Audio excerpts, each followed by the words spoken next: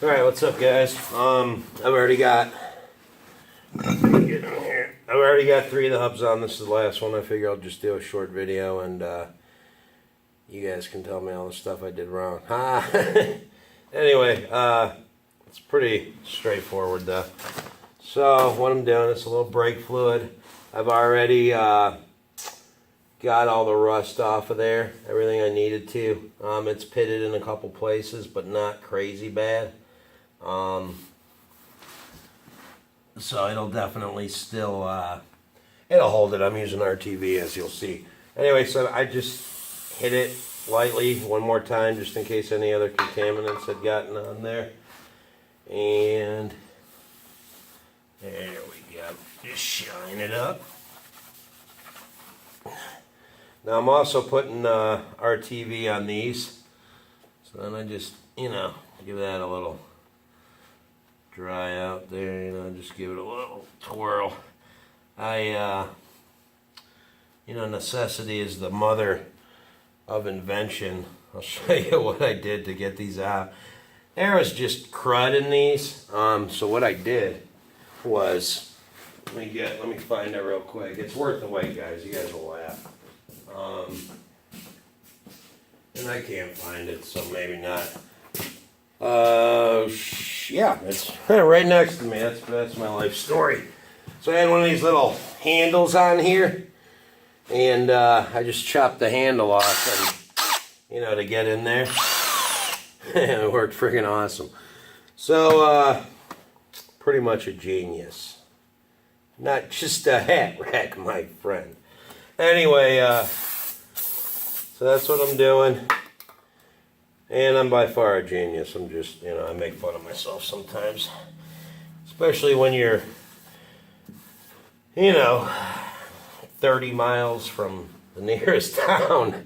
You're all by yourself. You find yourself talking to yourself a little bit. Listening to music.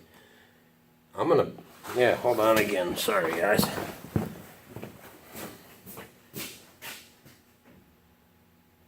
We can get down a little bit while we're going.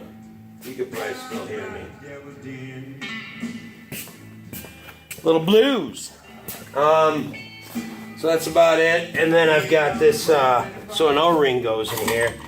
So what I do, just to make sure that's nice and cleaned up, is just get one of these washers and put it on top. Can you guys even see what I'm doing here? Ha ha ha, look at that angle. Looking up my nose. Whatever. Alright. So, I take a little washer and put it on top of the rag to get down in that crease real good. Don't want any of that on there. And I've already wire brushed all this. The surface is pretty clean, as you can tell. There was raised up rust on here. And you can see from when they cut this down, there's, I see them on pipe flanges, real big pipe flanges. It's got the corrugation in it, tiny micro. You can barely see it, you can feel it. But I took it right down to there, no deeper. It's perfect, clean. I'm getting my dirty little hands all over it.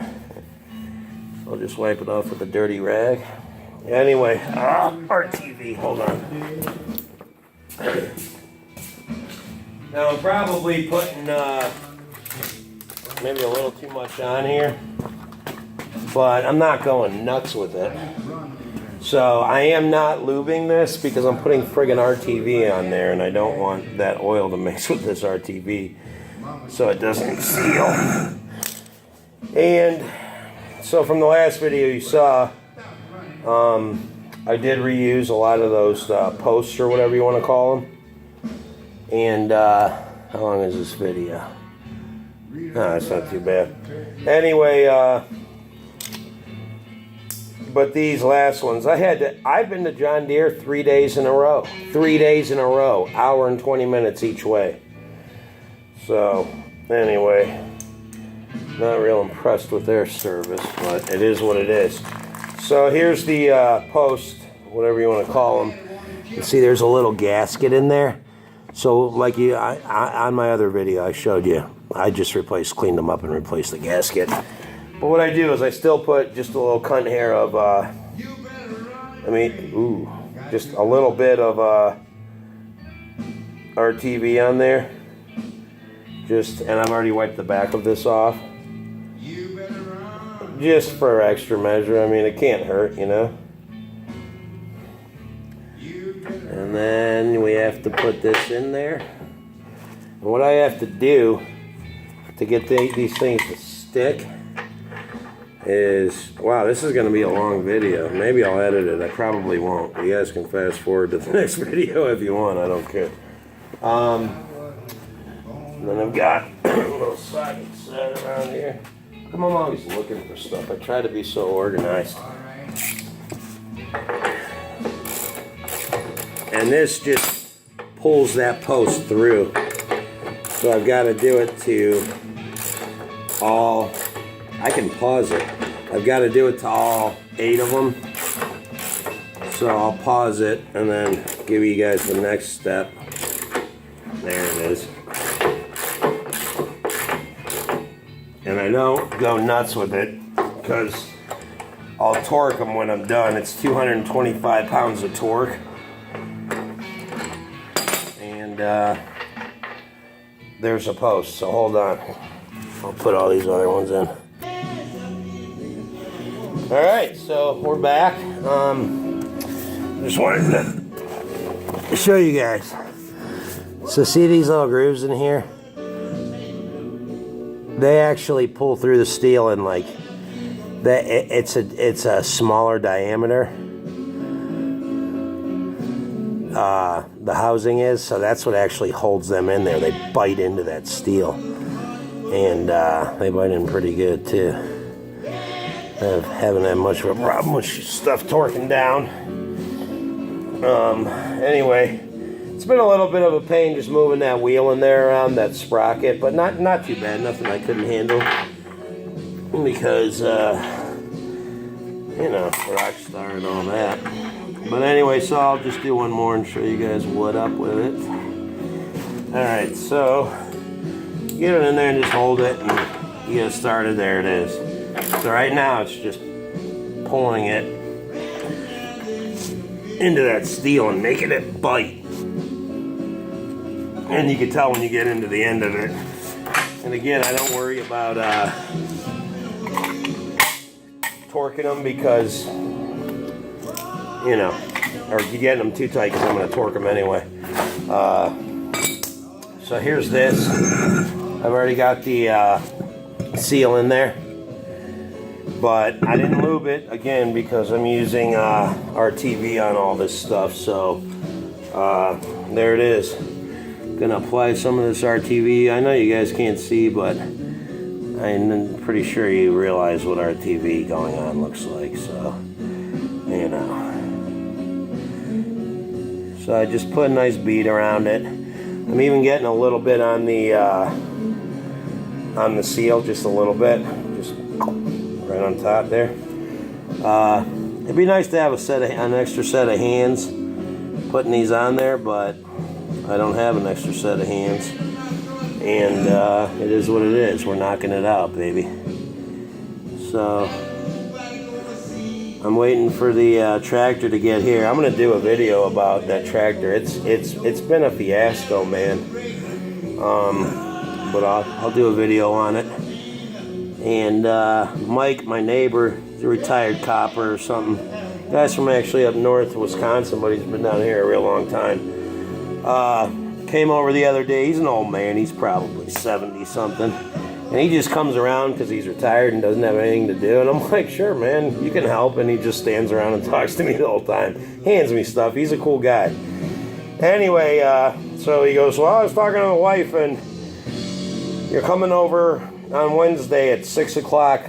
Bunch of, a couple of the other neighbors, we're all having coffee and tea, and be there around 6. Like, the guy didn't invite me. He just said, you're gonna be there.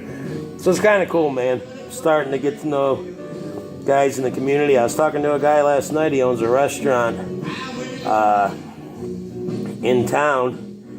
The guy was he was really cool, man. I talked to him when I ordered my little food and stuff, and And he seemed like a real nice guy, and you know, so I started eating, and the guy, you know, I'm talking to him a little bit. He just sits down across the booth from me, and you know, talked to me through my whole meal, and I ended up just keep on talking to him after I was done. I was there for like an hour.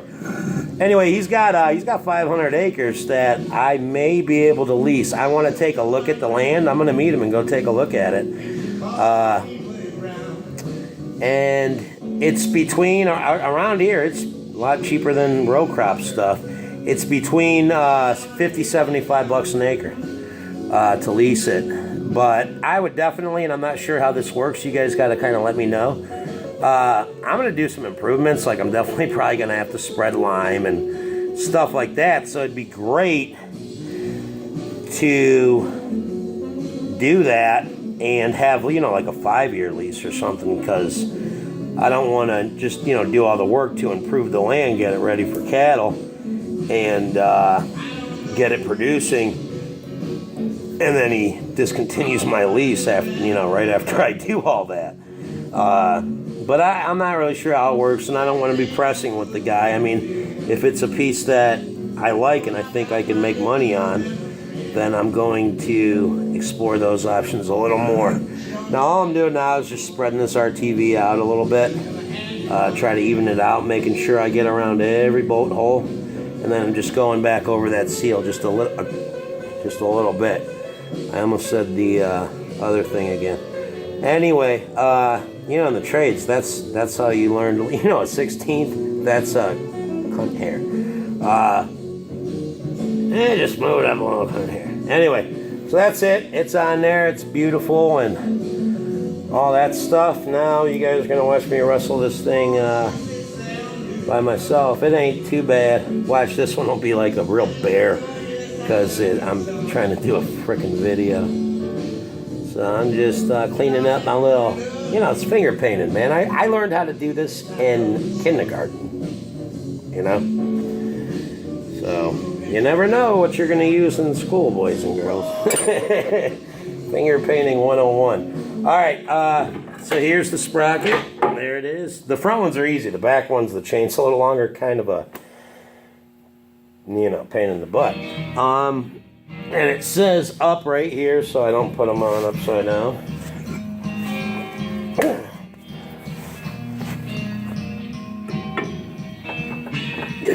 Get on there. Okay, now here's the part that kind of sucks.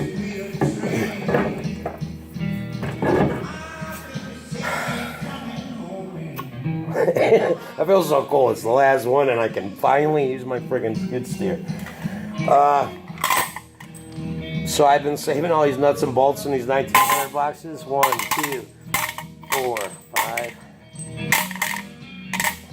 And I've still got them all not short, you know. Because me, man, I'll set down a pair of, let me turn this music down. Sorry, guys.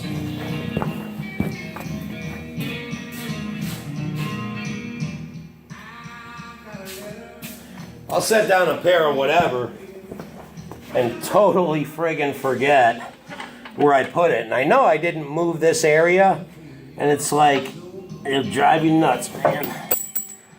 So, just getting all these washers back on. Now, here was a problem. You guys see these slots in here? It's so they're adjustable. But water can get up behind there because these washers don't totally cover that. I don't like that. And that's what happened to those bolts, man. That's why I had to get new friggin' post for this. So that kind of sucked. Anyway, so I know it says to wait an hour on the back, but you know, I was talking to Jake about it, and he's like, Jake's like, yeah, man, I never even heard of that. I'm like, and he says he never does it, and I trust that man's judgment. So, you know, it says the finger tight, wait an hour. Okay, here's the thing with this too, it's adjustable. There's no way to finger tight it and keep it exactly where it's gonna go. So, you know, screw that. So I just get them all started. This is something I wish the boy was here. I'd be like, hey, I'm gonna take a break and put all those nuts on. Or just, you know, to get him into it, man. I'm really trying to get him into this farm because He's 11 and I'm 39. And I'm getting old and he's getting strong, you know, so I want to get him into this thing so I can have the help, you know what I mean? So far so good with that goes. But these things, I talked to the guy at John Deere, he's actually a pretty nice guy besides messing